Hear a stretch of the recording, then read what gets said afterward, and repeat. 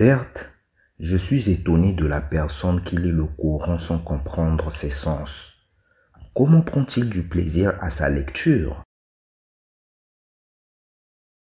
Alhamdulillahi Rabbil Alamin wassalatu wassalamu ala Rasulillahi sallallahu alayhi wa sallam.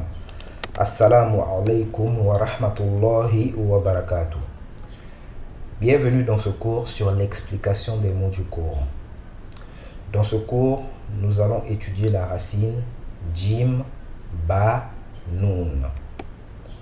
La racine trilitère Jim, Ba, Nun apparaît une fois dans le Coran sous la forme du nom Jabin. Je répète, la racine trilitère Jim, Ba, Nun apparaît une fois dans le Coran sous la forme du nom Jabin. Jabin, c'est le front. Le front qui est au-dessus des yeux. Le front. Mais Jabin signifie aussi le côté du front, c'est-à-dire la tempe. La partie entre la tempe qui prend toute cette zone de la tempe, la joue, toute cette partie. Le côté du front là, la partie, la tempe, le côté du front, ça aussi on appelle ça Jabin. Et Allah subhanahu wa ta'ala dit dans la sourate 37 verset 103, Falamma aslama wa tallahu lil jabin. Falamma aslama.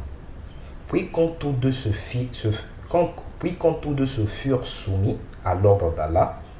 Donc ici Allah subhanahu wa ta'ala nous parle du prophète Ibrahim. Il avait demandé au prophète Ibrahim de donner son fils Ismaïl en sacrifice, de le sacrifier pour lui, de l'égorger, tel que nous égorgeons les moutons pendant la fête du sacrifice. Donc, Eid al-Adha, pendant la fête du sacrifice, on égorge des moutons pour Allah subhanahu wa ta'ala.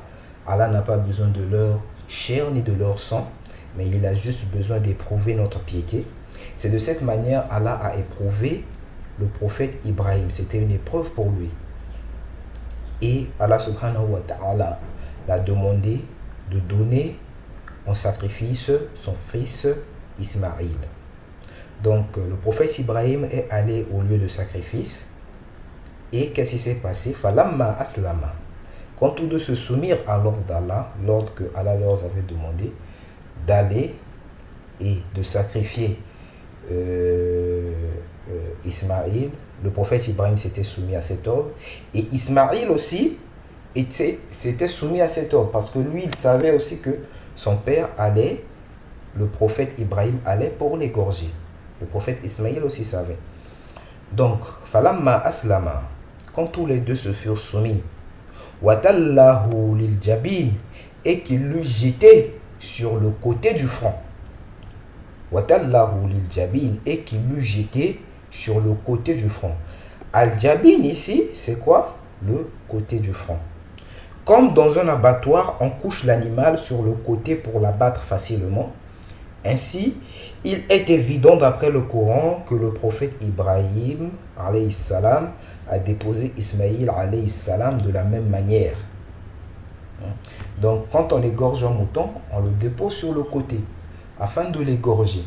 Donc c'est de cette même manière que le prophète Ibrahim a déposé le prophète Ismaïl pour l'égorger et le donner en sacrifice pour Allah subhanahu wa ta'ala. Donc al-jabin ici a deux sens. Parfois ça signifie front, parfois ça signifie le côté du front, la tempe.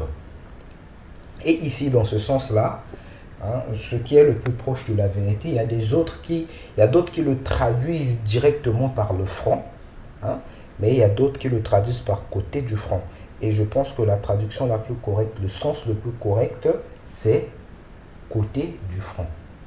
Il a posé Ismaïl sur le côté du front afin de l'égorger facilement, comme nous le faisons avec les moutons pendant la fête du sacrifice. Donc nous voici arrivés à la fin de notre cours. J'espère que vous avez aimé. Si vous avez aimé, N'hésitez pas à liker, à vous abonner et à partager afin de soutenir la chaîne.